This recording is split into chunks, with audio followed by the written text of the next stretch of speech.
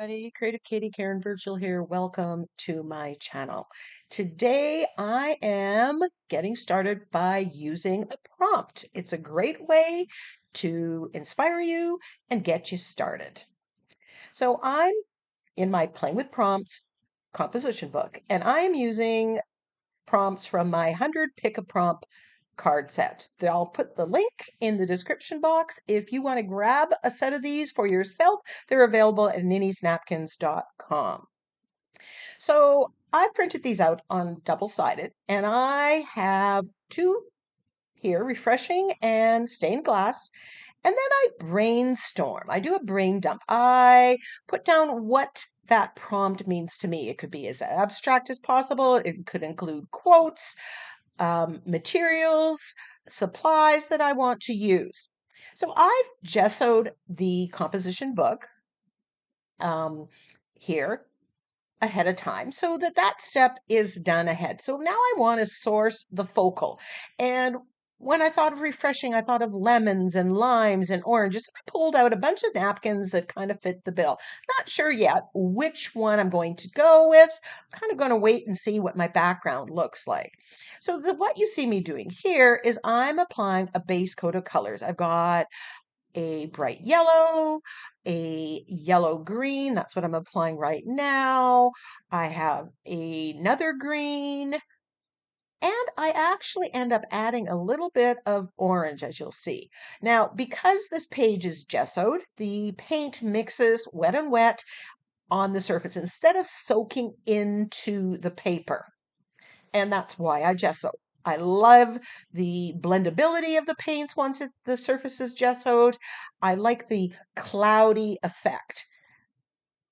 Any extra texture that I get by mixing these paints is just bonus. So here I've added a little bit of that orange, and I've got to be honest with you, right then I was thinking, I'm not sure that was the right move. I really wasn't happy with it, thinking I should have just gone with the lemon, the yellow, and the green. But you know what? Move forward. I figure I can always put a coat of gesso on it if as I finish this, I decide that I don't want that orange. Just make sure the paint dries, put a coat of gesso on, and you've got a blank slate again. So I'm adding a little bit of green, building up the color. I'm just very instinctual here, very just, you know, following where I do. If I put something there, do I like it? What's going on? Now, then I decide instead of trying to get rid of the orange, I'm going to add more of that orange to it. Still not sure at this stage whether that was the right decision, but there are no wrong decisions. So now I want to isolate the focal. And by that, I want to cut out from that napkin different elements here. And then I'm going to take those and I'm going to make my own composition on whatever page I'm working on. And this is a great tip when you're working on different size substrates. You can build up and have a bulkier or larger focal image by adding more, couple different sections of this, and you can arrange it however you want, not the way that the napkin designer did. Does that make sense? So here I'm just cutting out certain elements, laying them on. That helps me and allows me to addition the focals. I get to move them around and see how they look against my starter background. Background is not done. So now I want to create layers on this background. And I create layers by stamping, stenciling, mark making of whatever kind. And whatever I put first, what I put on top of it layers up. So here I've taken the darker green and this lovely stencil. It just kind of reminded me of the leaves and the petals in the focal image. And I wanted that to extend into the background. So while I had the focal image, I wanted to create the illusion that this was just a whole stack of lemons and limes and citrus fruits. So I'm putting this in 3 places. Threes always work. It just balances things out and it feels right. So I'm just putting a little bit of paint on. I'm pressing harder in some areas, and that's going to get me a darker green. Some places are more light. I want that variation. So now we've layered this up. I'm really liking what's going on here. That stenciling was, in my mind, a great pick. So now I want to do some stamping, and I have this texture plate. And I think it was from Carabelle. I don't even know if you can get these anymore. I've just refound this, and so you'll be seeing a lot of videos with it. And I wanted some more patterning on there, but I also wanted to lighten this. I want it light and airy and refreshing as my prompt dictates. So I'm putting, I just put a little bit of gesso on here, then I go to white acrylic paint. Sometimes I'm stamping and I'm not getting a whole lot of transfer. That's because I'm not putting enough paint on it. So as this progresses, I get a little bit braver, put a, kind of glob it on more or less. And you'll see at the end, it softens and lightens this page. It also pushes back every layer that I've had previous. So we've had the base color, then the stenciling, now the stamping. This is the third layer. I'm not trying to get a perfect stamp here at all. I want this kind of grungy but white. I could have done this with the orange. I could have done this with a color that's in the background already. I want it white to lighten it up. So here I'm putting, I think, just more paint, pressing a little bit harder. I want a little bit more transfer. And yeah, I think I'm getting it. But they're just layers. We need to let go of that perfectionism and thinking it needs to be so perfect. Sometimes it's the randomness that makes the page special, the unexpected.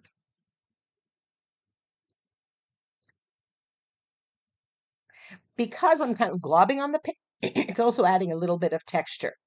Now I have this text stamp or number stamp from Tim Holtz. I'm using my pit brush marker in that orange color and I'm stamping on there.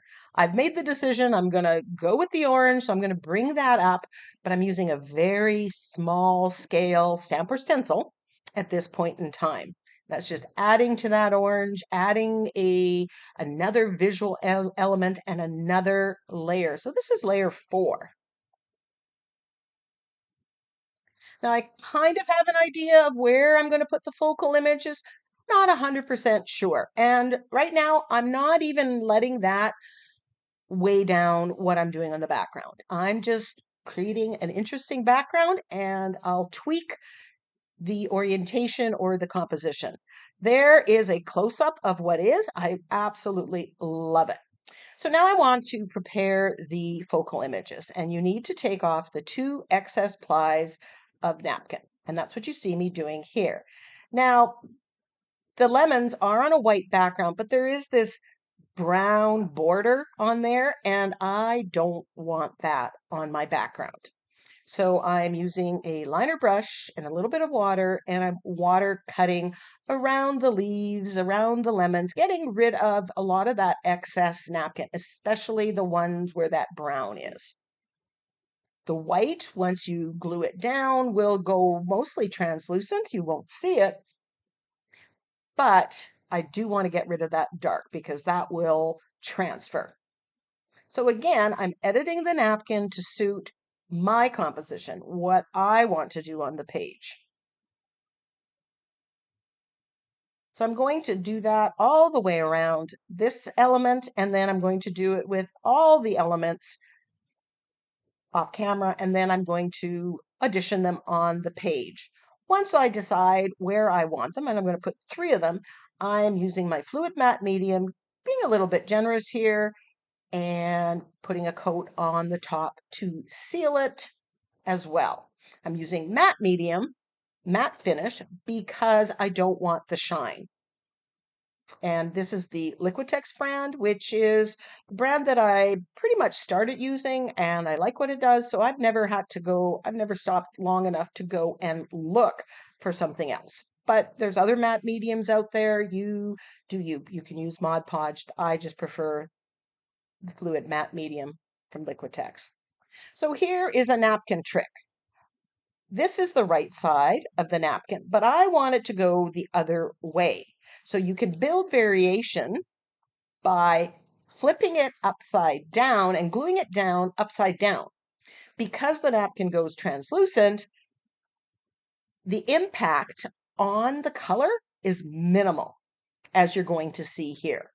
So remember, this is the wrong side up, but once this is on, the colors shine through and no one's the wiser. So if the orientation of the focal image that you have is not the way you want it, this is a trick you can use on most napkins. I've never seen a napkin where that did not work.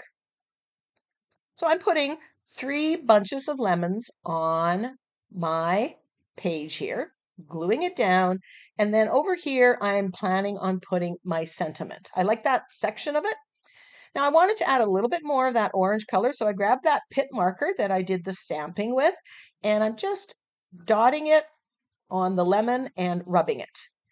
The pit marker is ink and it's permanent once it's completely dry, but when you put it on a non-porous surface, like a surface that's sealed with matte medium, you have a little bit of time to manipulate it and work it. And that's what you see me doing there. Just add a little bit of that orange onto those lemons to bring the background into the focal image a little bit more.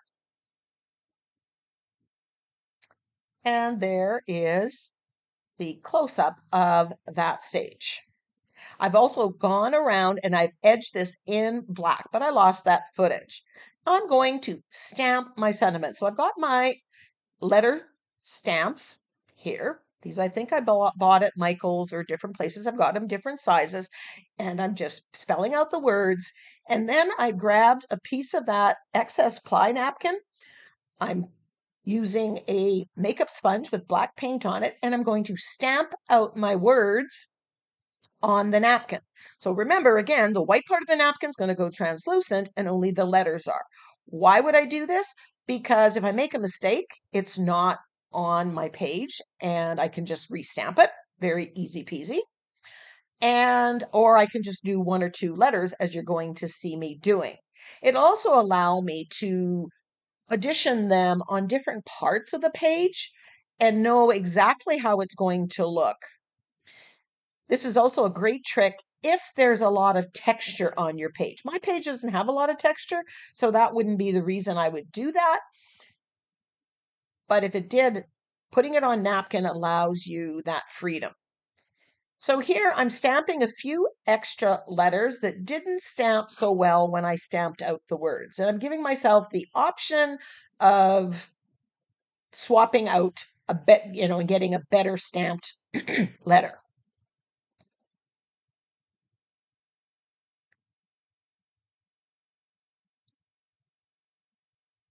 So once that is completely dry, I'm just going to use my liner brush and water cut around it.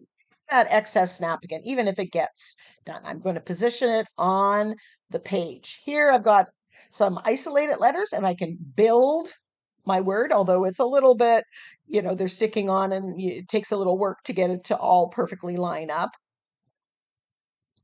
But that kind of beats restamping the whole word and stuff. So here I can move it here. I can try it over here if I want a different composition. So when you stamp images, whether they're words or images, you get to move them around when they're on the napkin ply. So happy with my original idea of where to put them. I'm just going to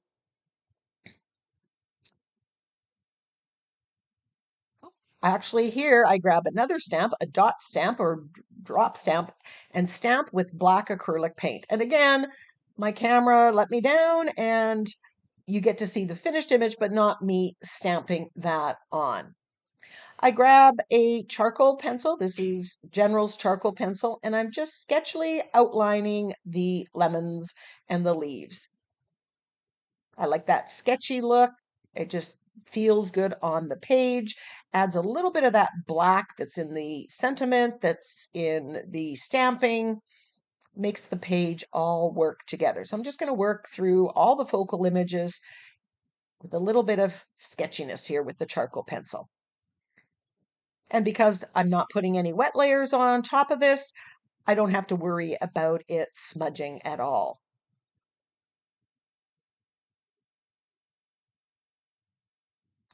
Now I have these little butterflies. I have a lot of my stuff at Ninny's Napkins, and all my napkins come from Ninny's. She has a line of her own um,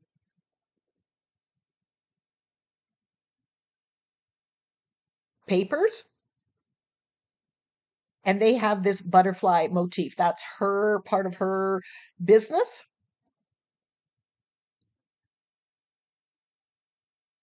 And I just collected these butterflies. I thought that's a perfect orange color. So initial, I thought that my orange color was the wrong choice, but then I embraced it and I ran with it. And I love the little butterflies. So here is the finished page, including those three little butterflies. Does it read refreshing to you?